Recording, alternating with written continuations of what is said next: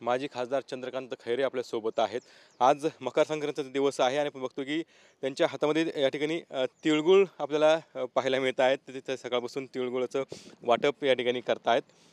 खरं तर तिळगुळ घ्या आणि गोड गोड बोला असं आपण म्हणलं जातं आपल्या संस्कृतीमध्ये. तर आता तुम्ही काय सांगणार? तुमचे विरोधक जे आहेत ते नेहमी तुमचे वाद जे आहेत ते बघायला मिळतात राजकीय. आज तुम्ही कोणाला तिळगुळ देऊ इच्छिता आणि गोड बोलण्याचा संदेश कोणाला सांगू शकता? आपले कार्यकर्ते, आपले त्याच्यानंतर माननीय रिस्पेक्टेबल पर्सन्स आपले शहरातले, आणि हे 2-3 दिवस चालत असतं. पण आता या ठिकाणी आम्ही सगळ्यांना त्या ठिकाणी तिळगुळ घ्या, गोड गोड बोला, म्हणजे भांडू नका. शेवटी असं म्हणतो, भांडू नका. आणि त्याप्रमाणे आम्ही त्या ठिकाणी सगळ्यांशी बोलतो की एक रिलेशन्स असतात. ते आपल्या हिंदू सणामध्ये त्या ठिकाणी असे वेगवेगळे सण असतात. होळीच्या वेळेस त्या ठिकाणी एकमेकाला आरडाओरड पण करतो. दिवाळीच्या वेळेस त्या ठिकाणी आपण सगळे एकत्र येतो. त्याच्यानंतर दसऱ्याच्या वेळेस त्या ठिकाणी आपण एकमेकाचे सोनं देऊन पाया पडतो. तिळगुळाच्या वेळेस त्या ठिकाणी आपण गोड असे आपल्या हिंदू शास्त्रात असे एक सण असे निर्माण झाले की ते एकमेकांना अटॅच होण्याच्या दृष्टिकोनातून आहे. पण खरं तर विरोधकांना काही संदेश द्याल तुम्ही? नाही, विरोधकांना त्या ठिकाणी काहीच बोलायचं नाही. आता आपण विरोधकांना काय बडबड काय करू द्या. लोकांना माहिती आहे आपलं काम काय. जनतेने उगाचच मला इतके वर्ष त्या ठिकाणी निवडून दिलं नाही आणि रिस्पेक्ट करत नाही. आजही मी जरी मग खासदार नसलो, या पूर्ण 5 वर्षामध्ये नव्हतो, तरी पण त्या ठिकाणी लोकांचे कामं, लोक येणं जाणं, बोलणं हे सगळं माझं चालू आहे. त्यामुळे नाही तर मग लोकांनी नमस्कार पण नसता केला कोणी मला.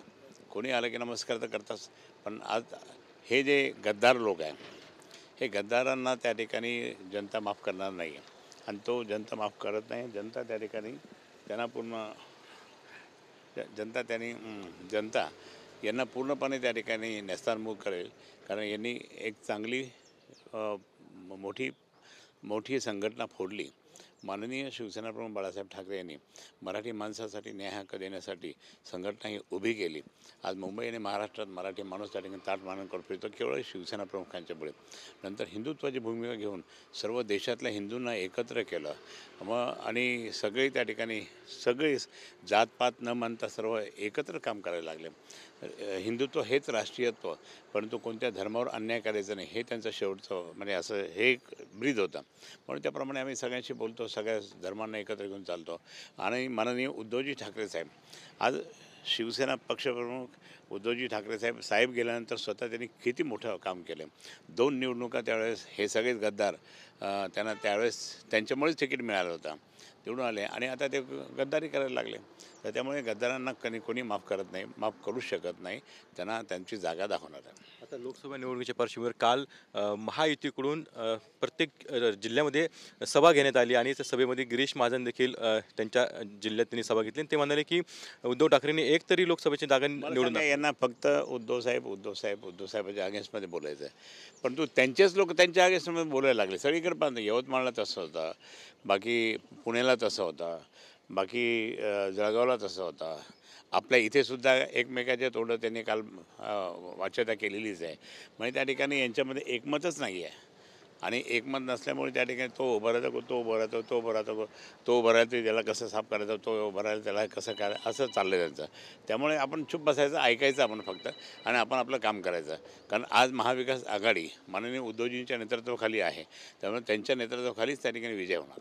मुख्यमंत्री म्हणताय की कपाळ करंट रोग रामावरून राजकारण करतायत. तेच करतात. तेच रामाला घेऊन त्या ठिकाणी राजकारण करायला लागले. आम्ही नाही करत, आम्ही कधीच करत नाही, पण तेच करायला लागले. पण मुख्यमंत्र्यांना मी सांगू इच्छितो, अरे मुख्यमंत्री बाबा, मुख्यमंत्री साहेब, तुम्ही माननीय उद्धवजीच्या बाबतीत जे काही वाकडे तिकडे बोलता ते आम्ही सहन नाही करणार, कधी सहन नाही करणार. परंतु तुम्हाला मी सांगतो की त्यांच्यामुळे तुम्ही मोठे झाले. त्यांनीच तुम्हाला हे केलं, पूर्ण आपले सगळं डिपार्टमेंट तुम्हाला देऊन टाकलं आणि त्याचा गैरफायदा तुम्ही घेतला. आणि आज त्या गैरफायद्यावर त्या ठिकाणी तुम्ही उद्धवसाहेबांना नाव ठेवता, बरोबर नाही असं. दुसरीकडे मंत्री संदीपान भुमरेंनी आपल्यावर टीका केलेली आहे की चंद्रकांत खैरेंनी एक तरी काम दाखवलं. हा स्लीपरवर राहायचा आणि स्लीप बॉय होता.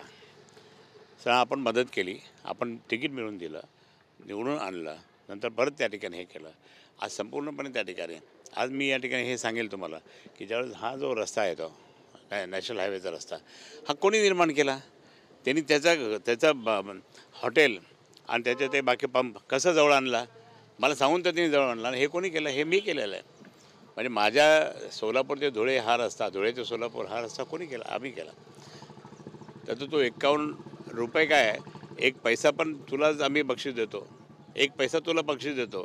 तू दाखवून दे काय तू काय काम केलं. तू दारूची दुकानं उघडल्या, हे केलं. मी तरी मंदिरं बांधली असतील, मंदिरांना मदत केली असेल. तू तर दारूची दुकानं हे केलेलं आहे. आम्ही ते काम नाही करत, आम्ही फक्त हे करतो. म्हणून येऊ द्या मैदानात त्याला, त्या भुमरेनं येऊ द्या मैदानात, पाहू कसं साफ करतो मी.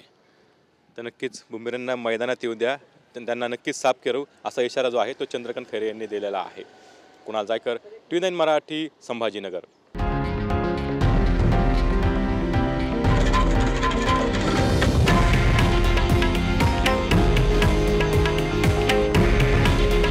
हे आहे देशातील नंबर 1 न्यूज नेटवर्क आणि आपण पाहत आहात TV9 मराठी.